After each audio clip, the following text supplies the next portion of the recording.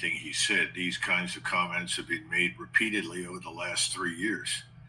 However, let's be frank, the only people putting democracy at risk in Germany right now are the people in the government who want to ban the Alternative for Germany, who appear to be implicated in helping to poison or murder opposition politicians.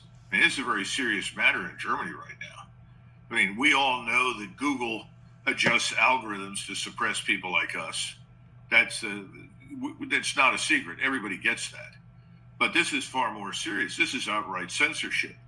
And they talk about banning the existence of the Alternative for Germany, which is rapidly approaching a third or more of the population in terms of support, is outrageous. It's the antithesis of anything you would remotely characterize as democratic. As far as the rest of it is concerned, it's just nonsense. Why has Russia stayed where it is east of the Dnieper River for the last 3 years? For the reason that President Putin does not want to give NATO an excuse to attack Russia. In other words, the United States leading NATO. That's why they're there. I mean, they could have crossed this river a long time ago. And then the stupid remark that you get from the likes of Kellogg is, well, why haven't they done that yet? Because they're not stupid like you, General. They're trying to avoid a general war. I mean, I can't think of any leader in the last 50 years that has worked as tirelessly and as hard as President Putin has to avoid a war in Europe. I mean, he really, really has. We're the ones that pushed the envelope in the 90s in the Balkans. Then we tried to drag all the NATO members into our wars in Iraq and Afghanistan and Libya. He hasn't done these things. We have.